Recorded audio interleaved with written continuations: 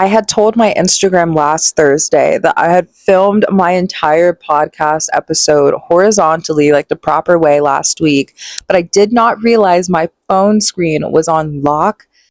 So it did not properly rotate my video at all, and it fucked it up, and my whole entire podcast was vertical. Needless to say, I was pretty zoned last week because I found it out in the middle of editing, and I was like, oh my God, why the fuck is the video the wrong way? I was like, I know for a fact my phone was sitting horizontally, and I went to scroll down and I saw my screen was on lock. So I have an older phone too, so it's been kind of glitching, and I think that's why it just didn't turn regardless. Anyways, today's topic is talking about how we adapt to healthy relationships after bad experiences, bad relationships, things like that. If you are new here, welcome to the Club of for Learning and for Healing. I am your host, The Real Melby, and this is the Thought Daughter Podcast.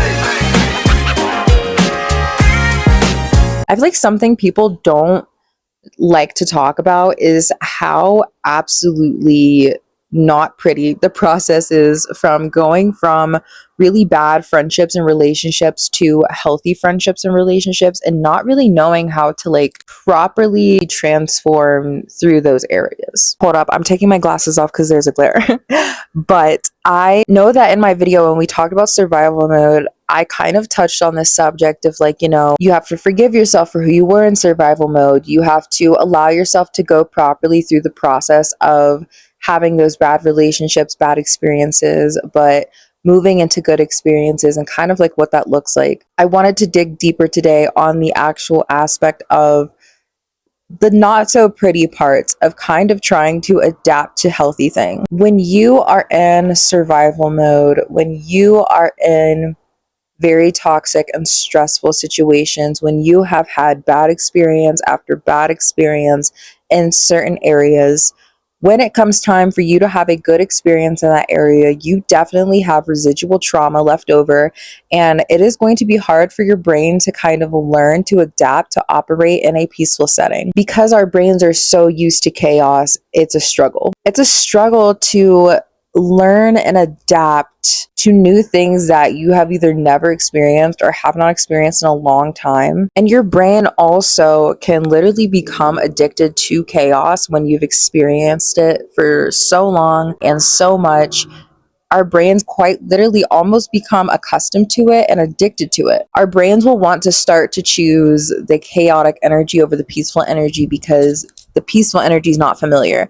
And that's a little bit of what I talked about in the last episode of, our brains are very resistant to change because it is the unknown. It is outside of the pattern that our brain has created. Therefore, our brain will try to frame it as unsafe, right? Let's say you get past that barrier and, you're opening yourself to change and you start to get exposed to actual good experiences. Like, we'll take romantic relationships, for example. Let's say you have been in toxic relationship after toxic relationship. I mean, it feels nonstop. You're starting to lose hope, but you're trying to, heal and move forward and do all the good things for yourself. You get out of all of these toxic situations and, you focus on healing and taking care of yourself. And now here comes the real test. You are now put in a situation where you meet a wonderful person. They're so good to you. They are everything that you want. And something feels off. Them properly communicating almost like triggers you in a way, and you can't really tell why. Them extending proper care to you is confusing. You don't know how to properly accept it. The real test of if we healed is when we get put back in situations that are either healthier or a situation that is almost kind of like the same, and it's life testing us and seeing how we respond. If we respond the same, you might not have done as much healing as you think you have. Or if you were closed off to good things coming to you, you might not have actually healed the way that you thought you have. So let's say in this relationship, you don't know how to properly digest communication. You don't know how to properly operate within an environment of peace with somebody that is giving you everything that you need. You sit there and you're like, I don't even know what to do with myself. I've been in those situations before, I think more friendship wise, and it's not pretty. I feel like people don't talk about the ugly part of it in the aspect of you start to wonder, Oh, like I see a lot of people talk about it like, am I the toxic person? Am I the problem? Have I become the red flag now because I don't know how to operate with all these good things coming towards me because I'm so used to the traumatizing bad things. And with me saying that I always believe that the real test is getting put in those situations and seeing how you truly react, the real test is going out and getting that new experience and reacting to it differently. That is the true test of healing, you know? And with that, learning to adapt to healthier circumstances is a huge part of that. I honestly kind of feel this topic a little more heavily with friendships within my own experience. I have had some pretty toxic fucking friendships. Like, let me tell you guys, I have had some awful people that claim to be my friend, and they're not my friends anymore now. And when I started to really heal, and, you know, I did the whole like qualities list thing. I have a qualities list for what I want in a relationship and a qualities list on what I want in a friendship. And I had to do that for friendships because friendships are just as important of relationships as our romantic ones. And when I started to find the qualities and what I really wanted in a friend and the kind of friendships that I like to carry, it made a huge difference, first of all. But second of all, when I started getting good friends, friends that aligned with that, I was kind of like hesitant at first. I didn't really know how to properly react because, you know, I'm sitting there thinking I've had all these bad experiences. What if this is just another one?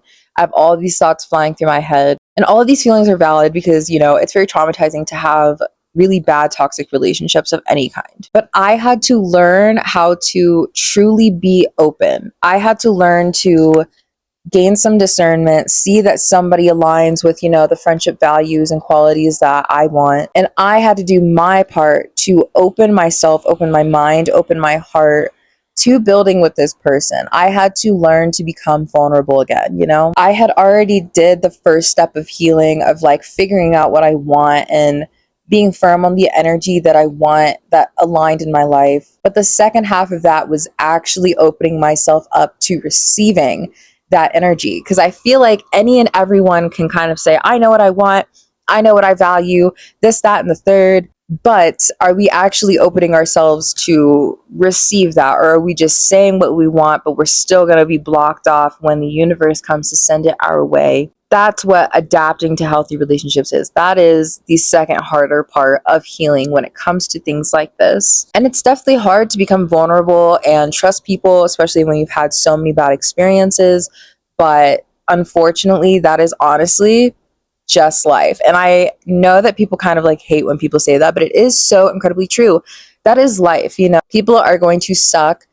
But when you do get a clear cut idea on what it is that you want in your life, you will be able to tell what it is and read it when the universe sends it to you properly. And you will be able to allow yourself to be open and vulnerable into receiving that in your life. Same thing with romantic relationships. You may have had so many bad experiences, but when you figure out what you want, you figure out what aligns with you, and the universe sends it your way, you have to be vulnerable and open up in order to experience this new thing, in order to allow yourself to adapt to this new healthy kind of relationship. I feel like a big reason people kind of struggle to adapt is because deep down subconsciously, we still feel like we don't deserve the good things that we ask for. You know, I say this all the time, people say things because it sounds good.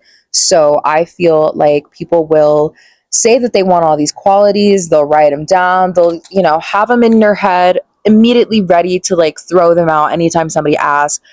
But are you really like open into receiving that? Are you really going to allow yourself to be vulnerable, to flourish in that? Are you going to allow yourself to still be closed off to those things? You have to actually live it. You can't just say it. You have to actually be open to it. You have to actually learn to get uncomfortable and the things that you aren't used to in order to really allow them in your life. Like I said, people subconsciously don't really think they deserve that. And that's why they still are very closed off to when those good things are presented to us. You have to believe in your subconscious, in your soul, that you deserve the qualities and the good things that you're asking for. And you do, which is the crazy thing. You 100% do deserve that, but we will oftentimes just not believe it. And I am 1000% guilty of this as well. don't do this as much now. I've come a very long way in my healing. I'm not fully healed. I'm not perfect. I'm still growing and learning every single day with you guys. But I can definitely say this is an area where I have grown a lot. This is an area where I have definitely made some milestones in compared to where I was in the past. And this was something that I had to really digest and I was guilty of. And I realized one day, like subconsciously, maybe I still don't think that I deserve these things. And that's why when good things are presented to me, I'm still like, closed off to it. I'm still unsure. I'm still, throwing all of this doubt, even if there's a million and five signs that this is exactly what I've been asking for. You have to believe it in your soul. You have to believe it for yourself. And you have to be honest with yourself and take into consideration, am I blocking the good things from coming in? Am I, you know, allowing myself to really believe deep down that I deserve these things? Because your subconscious is what you operate in. Deepest back part of your brain that you don't think matters, that you don't think is doing anything, is literally dictating all of your actions, the way that you live, how you interact with people. So you have to subconsciously believe that you deserve the good things. You have to subconsciously stand firm on your boundaries. If you don't, you will always waver. If you don't, you will always feel closed off to the blessings that are being sent your way. I always say that a very big part of healing is being real with yourself. I feel like on the internet, we see so much love and light and like butterflies and rainbows, parts of healing, and nobody wants to talk about the very ugly, hard side. Nobody wants to be real with themselves and be honest about our flaws, our red flags, our hindrances, our vices, things that hold us back, limiting mindsets. We just have to be honest. Something I always say is there is nothing wrong with a red flag because red flags are always fixable. That's not saying red flags are good things. There are like definitely, flaws, but every red flag mostly is fixable. It's usually a characteristic that you can actually grow, heal, and work out of. It's not something sometimes, but it's not always something that is like a permanent foundational thing that cannot be changed. A lot of the times our red flags are things that we can fix. We just have to learn how to be very honest with ourselves about where we are, who we are, and how we operate. If you are continuously not being honest with yourself in your healing, you are never going to get anywhere. Like, I don't even know how else to word it. You will stay in the same spot. You will keep yourself stuck. You will hinder yourself to blessings. And I want that for none of you. I want everybody to get the utmost blessings that they deserve. So 1000% open yourself to vulnerability and be real with yourself about if you have limiting subconscious mindsets, if you really do think that you deserve all those good things, that way you are able to properly adapt to healing into new healthy relationships, new healthy situations, and you'll know how to properly operate within those. That is all that I have for you guys today. Please make sure you check out the link in the description box below. It has my Instagram, TikTok, and the Spotify Thought Daughter podcast on there. You can also find my clothing shop and a bunch of other ways that you can connect with me on my link as well. Make sure you guys like, comment, and subscribe, and make sure you share this with a friend who really needs to hear the message. I love you guys so much. Stay cunty, make money, and I will talk to you next time. Bye.